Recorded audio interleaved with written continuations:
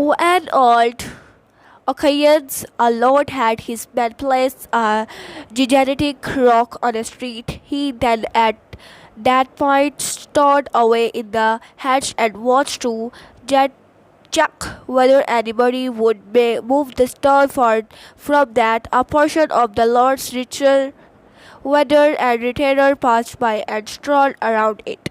Many faulted the ruler for not keeping the street clear. However, none of them did anything about getting the rocks taken out. Thus, it happened that one day a worker went along carrying vegetables after moving towards the rocks.